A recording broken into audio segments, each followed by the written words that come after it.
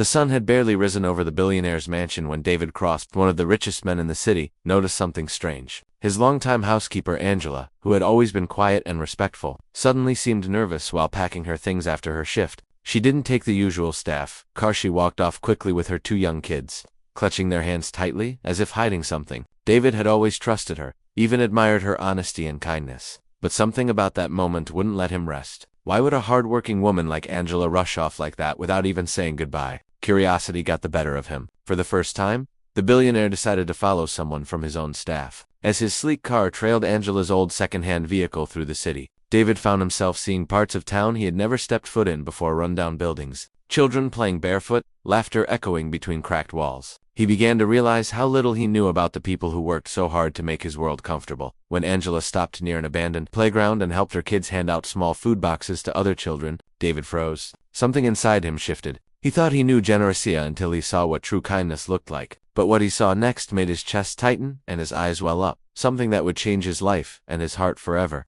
David sat in his car, hidden behind a row of trees, unable to take his eyes off the scene. Angela, dressed in her faded uniform, was smiling as she handed warm meals to children who looked like they hadn't eaten properly in days. Her kids worked beside her, carrying small boxers with care. They laughed together, their joy shining through the dull surroundings. David couldn't understand how a woman earning so little managed to feed so many. It didn't make sense. She was struggling herself, yet she was helping others. He remembered the day she'd first come to work at his mansion. Respectful, always early, never asking for anything extra. She'd turned down offers for bonuses, saying others needed it more. David had assumed it was modesty. Now, watching her, he realized it was something deeper. But there was still something that didn't add up. Why did she look over her shoulder every few minutes? Why did her kids look scared whenever a car passed by? He decided to follow her further that day. When she left the playground, she didn't go home. Instead, she drove toward an old church at the edge of the city. The windows were broken, but the lights inside glowed warmly. He watched as Angela carried a bag inside and knelt near the altar. David's heart pounded as he stepped out of his car, unable to resist anymore. Whatever secret she was keeping, it wasn't just about kindness. It was something far bigger. David hesitated outside the old church,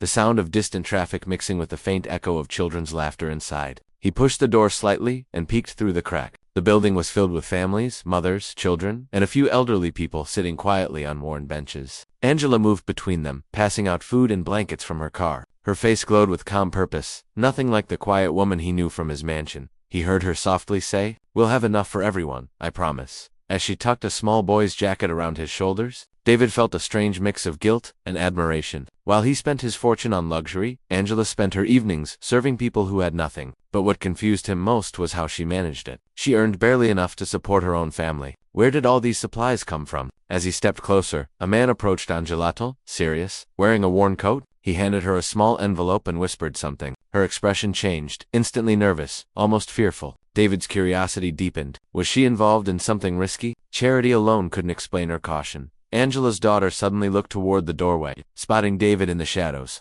Her eyes widened, and she tugged her mother's sleeve. Angela turned, their gazes locking for a brief second. Shock crossed her face. The billionaire standing there, in her secret world, seeing everything she had tried to keep hidden. This was never part of her plan. David took a cautious step forward, his heart pounding in his chest. Angela's eyes met his, a mixture of fear and defiance flickering across her face. She quickly ushered her kids behind her, shielding them as if his presence threatened their small world. The man in the coat noticed him too, frowning deeply, and started moving toward the doorway. David froze. He had no idea if this was a confrontation waiting to happen, or if he had stumbled into something far more dangerous than he had imagined. Angela whispered something urgently to her children, and they darted behind stacks of crates in the corner. David could hear the shuffling of boxers and the quiet sobs of other kids in the room. His chest tightened. He had only come to understand her kindness, but now he was confronted with a side of her life that seemed complicated, fragile, and possibly threatened. The man in the coat's steps grew louder, and David could see his hand twitch toward his jacket pocket. The tension in the room was suffocating. Every eye was on him now. Angela's voice rose just enough for him to hear. "Please, don't let them take it away." He didn't understand what it was, but he knew it was important.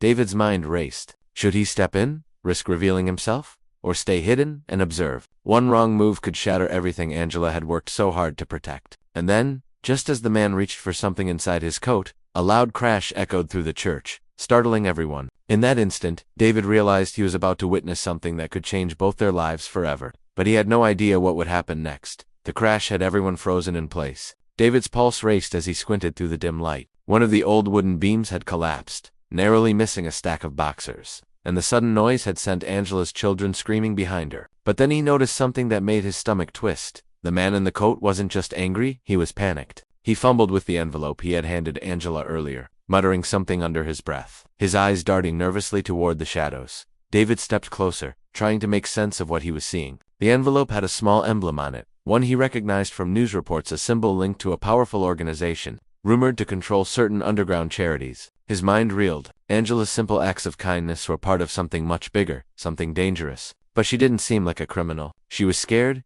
desperate, protecting the kids and the people inside the church. Suddenly, one of the older children whispered to Angela that someone was outside, watching. She froze, her eyes scanning the broken windows. And David realized with a shock that the danger wasn't just inside the church, had followed them here. The man in the coat backed toward the door, glancing nervously at the children, while Angela clutched the envelope to her chest like it was the only thing keeping them safe. David's instincts screamed at him to act, but he couldn't yet. Every second he hesitated, the stakes rose higher. Someone was coming, and the secret that Angela had worked so hard to protect was about to be exposed. The air inside the church was thick with fear, and David realized that the moment of truth, what he had come here to witness, was closer than ever. David couldn't hold back any longer. He stepped into the open, his presence forcing a sudden pause in the room. Angela's eyes widened, a mixture of fear and relief crossing her face. The man in the coat froze, realizing he wasn't dealing with a hidden observer anymore. David's voice was firm but calm. "I'm here to help. No one is going to hurt these kids." Angela hesitated, clutching the envelope tightly, then slowly handed it to him.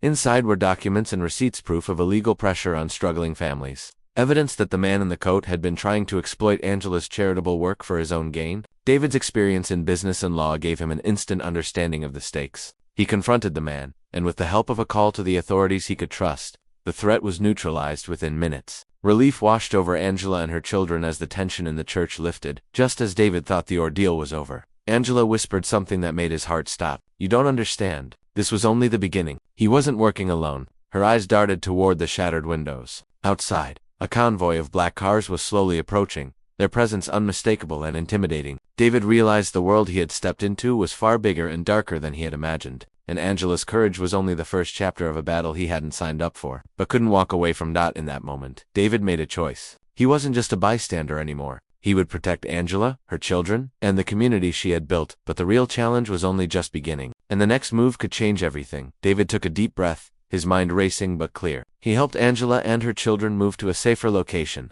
using resources from his own foundation to provide temporary housing, food, and support. The authorities investigated the documents in the envelope, and the man in the coat, along with his network, was exposed for exploiting vulnerable families. Angela's work was no longer secret, but now it was protected and amplified. In the following weeks, David and Angela worked together to turn her small acts of kindness into a larger organ.